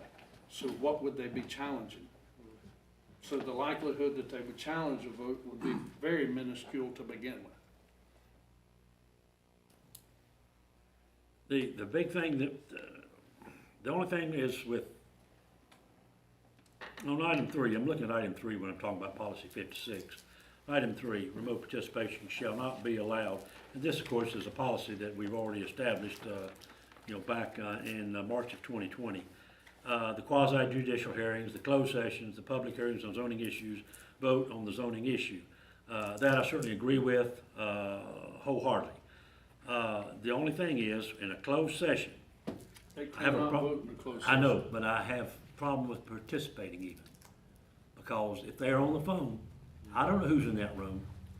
I agree with you, but that also goes back to the last almost 2 years, they've been allowed to do it and nobody's ever questioned, just because the governor said it was okay. Well, there's also a statute passed. Excuse me? Chapter 166A was passed, it says if there is a state of emergency, then you can have remote participation, remote voting in all phases. So there's a statute, but there has to be a state of emergency Which we're no longer under, correct? as of next Monday. But again, it don't change the fact that it's happened for 2 years and it's not been an issue. But, you know, again, I just, you know, we're conducting a closed session, and I feel like that if we're allowing someone to participate remotely, and by participating, I mean not necessarily voting, but just being able to listen in and to give their opinion, not vote, I don't know who's in that room. And that's, you know, and they could be, you know, in a hotel somewhere, sitting in the bar, and you got people around listening. Maybe that's not intentional, but they're still listening, and I just have a problem that in closed sessions that they not even be allowed to participate from the standpoint of, I 100% agree with you from the integrity standpoint, especially if a person cannot vote, why allow the participation? I agree with that. As well. I think it just thwarts the security of the closed session. I You know, don't disagree. information to stay when you have that chance. Yes, sir. I I don't know certainly what's on agree. the other end, and like I said, that person could have the utmost integrity. I'm not questioning somebody's integrity. I'm simply saying if they're in a room, especially with other people in it, some people, you know, can hear better than others, and I don't want that information, you know, being shared intentionally or unintentionally in remote participation in that, under those circumstances. I certainly agree with you 100%. I disagree with the order that was in effect for 1.5 years, Yeah. that it was allowed for 1.5 years. But in what we normally have now, you cannot even participate in a closed session. I wanted Gary to send a note to us, said, from our remote participation policy, that we can't participate in a closed session. That's your current policy, correct? Yeah, current Yeah. policy. That- right now. You can under the statute, but the statute's only in effect when there's a Emergency. emergency. Mhm. Okay, But so, once that goes off Monday, then, you know, you cannot, under your policy, you cannot participate Remote. in a closed session. Yeah. and then I was looking at the others, that you can't vote on a zoning issue anyhow, and that's when I think about where you get split most of the time is in something like that, so that vote would probably be challenged, so why even put it out there? Just let them listen Well, in. Gary brought up, and the reason, and it got me to thinking, and when we discussed this, and it's been years ago, you may have not, you and Eddie may not have been on the council then, I don't know, maybe you have, but were at the time, we discussed this, but Gary made a comment that got me to thinking that, you know, in a public hearing, you know, one of the things is not only to hear somebody, but to see facial expressions and body movements, which sometimes can give you an indication of someone's, I'll be honest with you, truthfulness or not. You know, if I'm talking to people sometimes, and you know, if I close my eyes, they sound very truthful. But if I'm looking at them, you know, I've got my doubts. And Gary, please correct me if I'm wrong, but that was one of the things that he mentioned, that you know, to justify that you be present in a room for something as important as rezoning, and of course the public hearing on zoning, rezoning issues, the quasi judicial hearings. Of course, you can't participate remotely anyhow that, but again, on the public hearing part of it, I agree that someone should be present. If you have a public hearing, they need to be present for it, so that they see the whole person.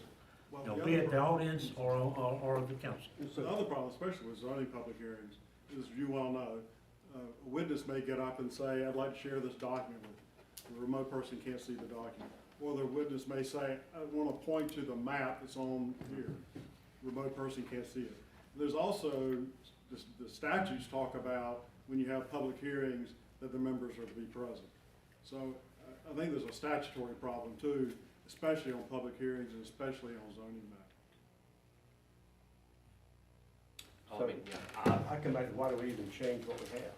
Yeah, I'd like it, I mean, even down to the point where we need a quorum, I mean, the point is to be here. You know, it's, don't get me wrong, totally understand point one. Life happens, travel happens, emergencies happen, you know, but if we can't get three of us in a room together, then we don't need to be making decisions on the town. You know, that's just kind of my own personal take. If, you know, I like it the way it is. And let me say this, under 11, and again, town manager, you know, brought up a good point, you know, that you know, things happen, and sometimes there may be certainly a valid reason for someone to miss more than 2 meetings, physically miss, but they can participate remotely, and under 11, you know, that does allow for that by vote of the supermajority, which would be four council members, for that to occur more than just the 2 meetings. Let's see, it says, and 2 other meetings of the council. Well, unless we want to remove that 2 others and just, you know, leave that open to strictly a vote by the supermajority. In other words, they can remotely in 2 regular meetings, and then it says 2 other meetings, agenda briefing is special. You know, we can leave that off and just say 2 meetings, you know, be they regular, special, agenda. You know, we can have the 2 meetings total, and then anything over and above that, it would have to be by a vote of supermajority of council to allow remote participation after that. Anything over and above. That would still be no votes on zoning. No Oh, votes right, on- right, Now, all right, that right, previous right. criteria still Yeah, stands, yeah, right? exactly, That's just yes. allow. This is just item, Call. yeah, one item of it, yes. So instead of 4 meetings, it's 2. Just- Right, it'd be have 2, and then by supermajority, you can have, you know, 2 more meetings, 4 more meetings, 5, you know, depending on the situation, and let the supermajority of the council decide. Is that a pretty standard, the 2 and 2, as far as? Because I'm just thinking, if we say just 2, and somebody has to take a trip for work, bam, Monday, Thursday, they're gone a week. There's their 2, Yeah, you just go through 2 gone very right quickly. there. Right, Yeah, so Go that through would be it my very only quickly, yeah. concern with that. And then that's gonna be a bunch of votes that we're gonna have to do that we typically Right. wouldn't have to do otherwise. So, You can't leave it standard. I kinda understand the 2 and 2. and I mean, you know, you're saying a supermajority here, not a simple, but a supermajority. So it's gonna be taken seriously, that if you allow more than 2, then that person's not gonna be able to abuse it, because you're gonna see a pattern. And very quickly, you can vote it down, no, you can't participate, you gotta be here physically. Sorry for whatever your excuse is, but you know, you've already missed 2, 3, 4, we've given in, you know, for 2 extra meetings there, that's enough, you know, so again, you know, we've got a supermajority here that can keep control and make sure somebody does not abuse that. I'm with Jerry on the 2 and 2. I totally see Mayor Pro Tem's point. I see it too, I- but I'm with, like If- you just said, hey, I missed Monday and Thursday. It's kinda, you miss 1 meeting, you're gonna miss 2, kinda. Like, I mean, I think that's kind of the same. So, I mean, if I'm That's saying. why I like the 2 and 2. If our agenda briefings Mhm. and our regular meetings weren't in the same week, then I would agree with you. Yeah. But since they're When just I- days apart, like, I mean, it doesn't, it pretty much, if you get called for work and you're gonna have to be gone a week, bam, bam, I've lost both You've lost for 2. 1 trip. And You know, it's. Perfect example is, could be the mayor misses Thursday, Right. even though he's not a voting member, okay? He's gone for Monday and Thursday, For over 1 incident. 1. You know, like, that's where I see the. But again, all right, so we've got allowed in here for 2 more. But again, if you have someone that is, Well, right now, we got the 2 and 2. right, 2 and 2. And I'm agreeing with But that's Jerry, restricting it to 4 total. 4 which total, would make 4, right, if we leave the 2 and 2. right. You wanna change it to just 2? Well, I'm saying 2, and then the supermajority, over and above that, supermajority has to vote each time. I see your point, Paul, but again, I'm Okay. agreeing with Jerry. What do we think? Do it too. I'll say leave it the same. 2 and 2? Okay? But if we didn't change it, we wouldn't need the 2 and 2 to begin with, we just. Well, that's part of it already, That's 2 what and I'm 2, saying. it's already part of it. Well, it's, no, right now, our policy says you can't vote. You Oh, that's participate, not, No, no, no, that's not gonna change regardless. Yeah, right. But I mean, you can't vote now on anything, but, No, your current policy that's in here says you can vote remotely. Our legal opinion is that you can't do that. Yeah, I mean, yeah, okay. You said refer to the, Troutman has a remote participation policy would need to be referred to, and it said that, then you had a comment that it couldn't, cannot vote remotely, cannot be counted as a member for purpose of quorum. Correct. And that's, so then we must have a policy or something. Our No, current this- policy does not allow them to vote Yeah, remotely. the council member participating remotely shall be able to vote on matters allowed under this policy. That's paragraph 6. And you got to remember, this was adopted after the governor's order came out, which allowed that. Oh, so and- we passed a permanent resolution on a temporary order? Is that what it sounds like to me? Okay, well, that's theirs. Well, I don't think that was the thought in mind, that was what was going on. Sure, at the time. sure, question. Doug, give me an example of, 1E is to participate in other scheduled meetings, where you get a reason for being able to be unable to meeting. If you're participating in another scheduled town-related meeting, how you gonna be listening to this one and voting and doing whatever you're supposed to be doing at the other meeting? You got 2 town meetings going on, I So if just. you had a conference or something, if you had like I work for the county, But if I was going to a meeting. This was a conference- town-related, this says, another scheduled town-related meeting, and I'm kinda thinking, so you're listening to You this when you're can working. still be at an out-of-town Yeah. conference, Right. but that meeting not actually be occurring, but you're there Right. and call back for this one. Okay, I was curious. I understand where you're coming from, what I you're think saying, we but did 2 meetings yeah. at the same time. You know. Be worthwhile anyway. You can't be paying attention to 2 different meetings at one time, if you look at that literally, I understand, but I think basically it's just, it's just another reason to say, I'm participating remotely.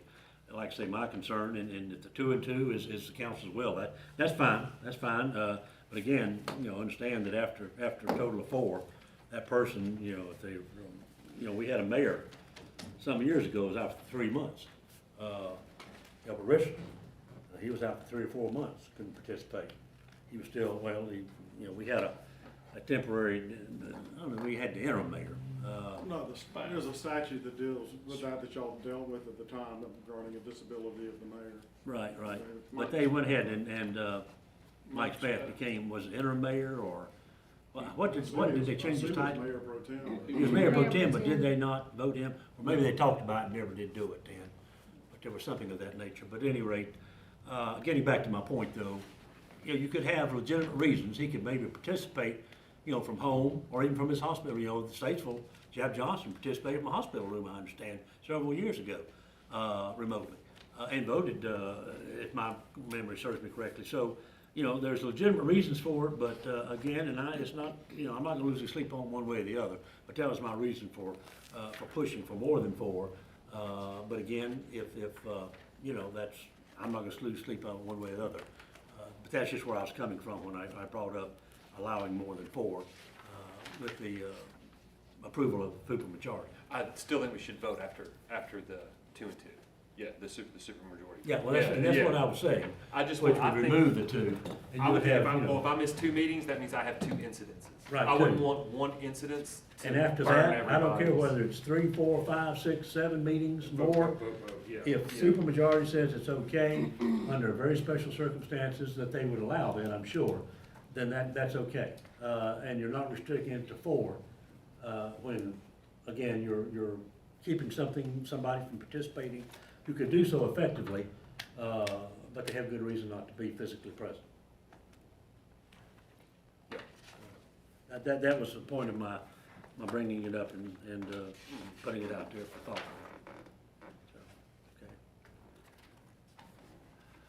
Let me ask this, since we do have a difference of opinion, and I respect both, obviously, the town attorney and town manager who has talked to a noted scholar there at School of Government. Can this be submitted to the School of Government for freedom, or somebody look at and give us opinion, a third opinion, shall I say? Sure, it's similar to what the county's policy is, and they've already done the same thing, but we can do it again.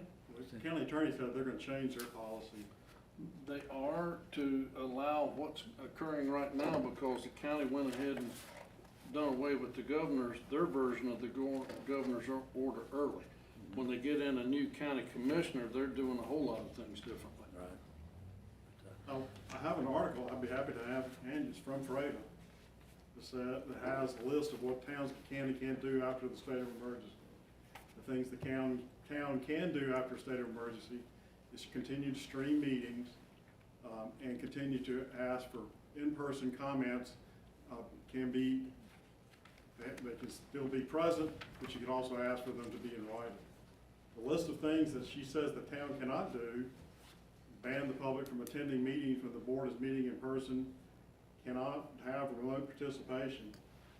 It says in bold letters, taking all this in consideration, it seems to me that after state of emergency law expires, city and county governing boards will no longer have clear authority to participate in remote meetings at all. That's this article. I'll be happy to make copies. Now, I think what Duck is saying is this: if y'all want to do something different, you can, but you gotta understand you're then running the risk that if you approve something and somebody then wants to challenge it, they can. And you've got to be prepared for that lawsuit. It's not a lawsuit. They challenge, and then the next meeting, you vote in person. And again, I do agree. Let me finish that thought first. The next meeting, you vote in person. To your question you asked earlier, if it's a split vote 3-2, 3 here, 1 here is to know the person on the phone, or 2 here, the person on the phone is the third one.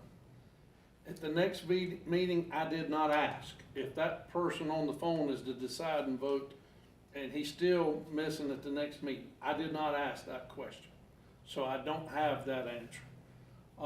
But typically, all of our meetings have not been that way. I do agree in the subject matter and discussion here, when it comes to planning and zoning matters, that's not when you would want remote participation. I do agree with that. To me, I was looking at normal business situations. I was looking at, we still have COVID going around. We have, just like this situation where there's a death in the family, we have flu going around. It was just last month or the meeting before to where we wasn't sure if we was gonna have a normal meeting here. So with COVID going around, flu going around, and normal life events going around, we have had very few meetings, if you all go back to our meetings, that we have had a full slate of council members here. So when you add that, plus with the flu season and the sick season coming on us, to me, I don't know that we wanna handcuff ourselves and says, by God, everybody's gotta be here if they're gonna participate.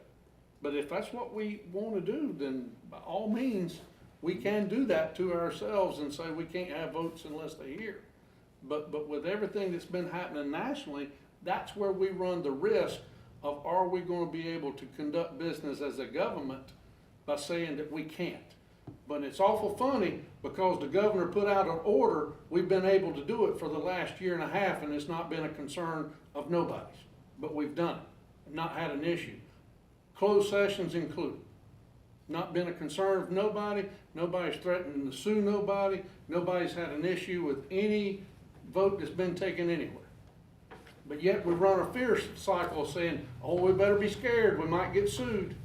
We ain't been sued for nothing in the last 1.5 years. Not once. Nowhere across the state has it happened.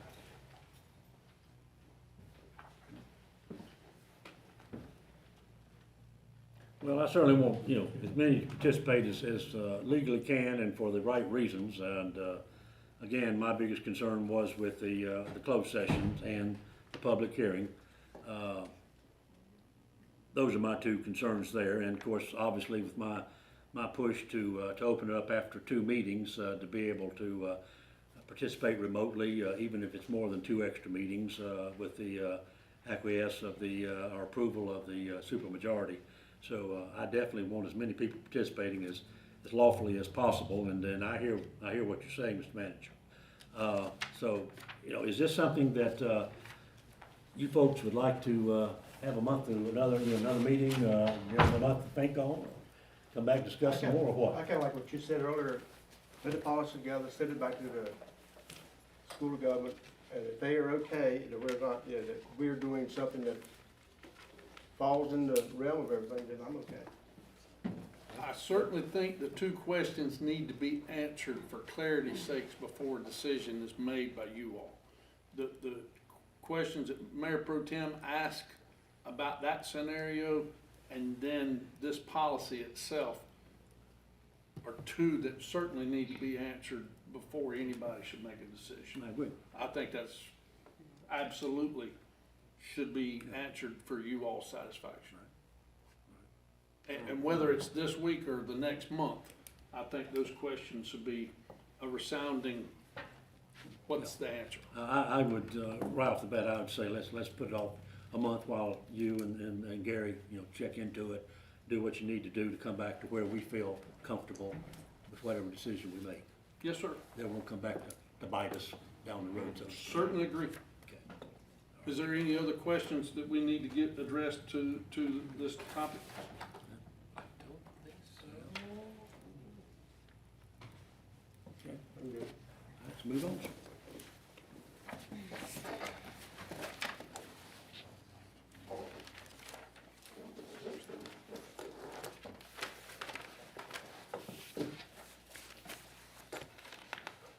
The upcoming agenda.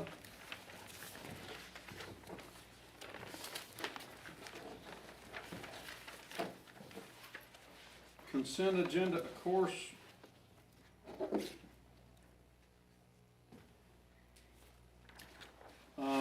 First three items are what they are. Number 4 is an annexation request, contiguous annexation, which simply, the annexation is for 768 acres total. Celeste Dominguez, representative of Barium Springs properties. Do I need to answer that, or are you all familiar with what that parcel is?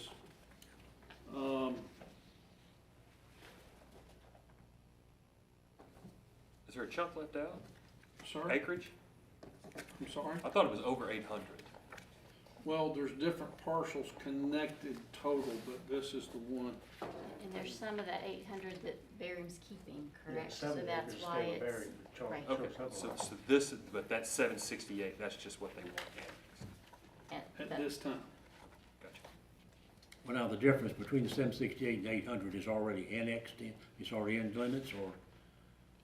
no, sir, there's some land that Barium, the children's home, is keeping. Okay. So that's what, it's not the total 800, if I'm correct.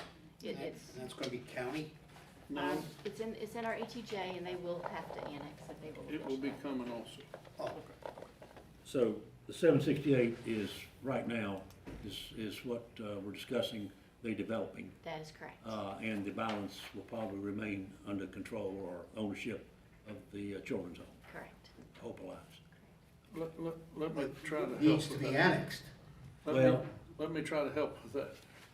There is some parcels that Children's Hope Alliance has sold off that is not part of this. There's one part that's going to Iredell Statesville Schools that is west and not connected, like off Old Mountain Road.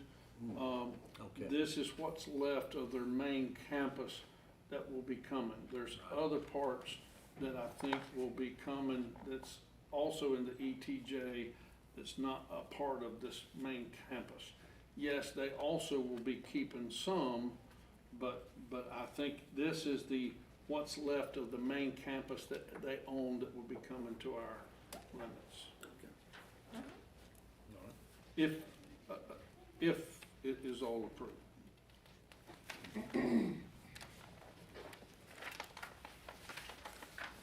Item 4, new business. This is property off Murdoch Road. Basically, it's on the other side of where the concrete plant is. They're requesting to be annexed in, and they have a project. Lynn and I have met with them. I actually met with them, I think the first time was late last spring, to consult about different options they may have on the property. They've met with Lynn several times, and they are wanting to come in to the town limits for, a project that they have.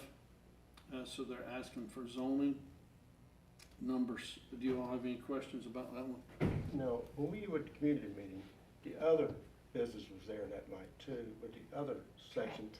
But they didn't really have the community meeting, it was just this other one's community meeting. Correct, their community meeting will be August 30th. Okay, so they just happened to be there, and they had it up there to draw, because I was the only one that came that night, with you, but that was, okay, yeah. That's why I was surprised when I saw this, I thought they were gonna tie them together when we were We sitting tried talking. to, we tried to get them to do that. We talked to them and asked, they expressed an interest in doing that. But when we contacted them, they said, nope, they wanted to go ahead. Okay, So that was their choice. okay. Item number 6 is a text amendment to our Unified Development Ordinance. The applicant is BBC Barium. Even though it's called BBC Barium, if you all will recall, for some of the veterans on the council, going back to this original Smith Village development, it created a lot of quandary, if you will, as far as my adjective goes, for some of the newer persons on council. Anytime when you look at our development ordinance, it's easy to put things in black and white and say it fits here, it fits there. What the quandary is when you have mixed-use developments and you're trying to mix business with residential and or commercial, and there's not just a box to put this in. So what the applicant has asked for in this is for us to come up with a text amendment in their UDO that allows for that, which then makes it conditional zoning, which actually gives the town better control. Going back to Councilman Harris's time on the Planning and Zoning Board, if I can borrow his expertise and background a little bit to help Lynn and I explain this a little better, there's a lot of times when a project comes even before planning and zoning that those folks have ideas and they suggest, well, why don't you do this and why don't you try to do that, instead of bringing this piece to me because it don't fit in that box. Or you got neighborhood business, but it's going into residential, and then you're asking for variances and you're asking for all of this. By having this text amendment, it allows people to have more overview and oversight, if you will, that we're getting 3 things in one, so it makes it easier. Councilman Harris, did I explain that well enough, or would you like to add? I agree that we also looked at other towns do have that mixed use, and that's probably the same problem. So we're not passing one, even though it has this name here, BBC Barium, we're not passing something just for one project.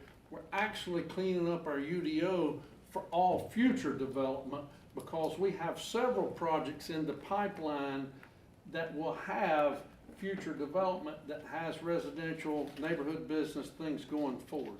So even though it has that, and I think at one of the recent meetings, everybody got hung up on the fact, oh, y'all are doing this just for them. No, it's not just for them. It's changing our Unified Development Ordinance so it benefits the town and all of our future projects that may be similar, even though it may, will all be on a much smaller scale than this one that's coming before us. Does anybody have any questions? Lynn, is there anything you want to add, or did I cover it? You did a great job. Y'all have any more questions on that? Will this chew into some of the CZ that we've been doing, the conditional zoning? Will this help alleviate some of that? Because it seems to be like a catch-all. I know that's come up in the You're past. talking about the RM, I think that's what you're talking about, those RM district. This is still You conditional. know me and A this. little bit, but it won't make it go away. Oh, well, sure. Yeah. There'll always be something Right. for that, but it seems like it's a lot of, maybe It's still I'm conditional zoning, conflating but- CZ and yeah. RM, where everything's kind of getting pushed there. Right, our RM's specifically residential. This will allow for commercial, residential, different densities, and it's really a zoning tool that will give us as a town and you as a council to look at projects and give developers the ability to be a little bit more creative and come to us with things that, as the manager said, aren't necessarily black and white in our ordinance. Not to say that and it gives you the ability to condition it Okay, and that was my set question. specifics on it, and I think it's something that's gonna really help us going forward with these types of projects. Well, we're at that level. I mean, years ago, this wouldn't have been Yeah. necessary. But now, it's just like some of the other things we've already talked about. We've got to be proactive. We see what's coming. Go ahead and take care of it now, before, Smith Village. I really feel that was like a pie that was just, you were trying to smooth it out, and it got done. Right. But it was unnecessarily too complicated that this maybe would have taken care of it to make it less Correct. complicated in time. And Rocky Creek was the same way. Yep. With the commercial. Yep, sure was. Y'all good? Number 7, text amendment to Unified Development Ordinance regarding addition of language authorizing the town to enter into development agreements and establishing procedures for the process in accordance to 160D 1001. This is basically cleaning up language so that we'll be in compliance with the statute. That's, in a nutshell, all that is. There was some language that was left out in error, and we are just getting in compliance. That's as simple and straightforward as I can explain. That's all we will have. Be glad to answer any questions. I want to mention on the Andrew incentive agreement, y'all have already had a public hearing on that last year sometime, I think. Yes. It's a $17 million building project. It was anticipated to be 2 buildings, $334,000, I think, in incentives. It's a 1 building project now, still 17 million, still the 334. Is he still not contemplating the second building, but just being a shell instead of? Last I heard was, it sounded like it wasn't gonna do a second building. And that's what the agreement is for, 1 building. And what was that square footage again on that 1 building? Look it up, but I think it's 36,000 square feet. No, that's, I'm sorry, 67,000 square feet. Okay. Seems to me numbers here lately, different buildings, and I'm getting, okay, 67, okay. So right now, the 1 building, 67,000, Right. okay. And he's already hit the employee criteria. That's different, that's a different agreement. Oh, that's different. Oh, I thought that was all under the No, same. no, I'm sorry. that was the building reuse grant where they're putting a big machine in the building. I think this building may be across the street. Technology, Drive Street. He's got a lot going on. We're mixing it all up. A lot going on, period. Yeah. Good job. Right, sir. Yeah. That it, sir? That's it, yes, sir. Okay, I guess, next order of business be going into closed session. Yes, sir.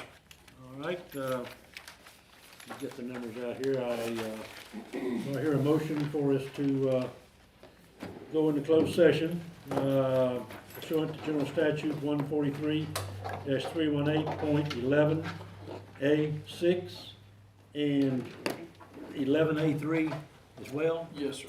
and 2 items under 11A3.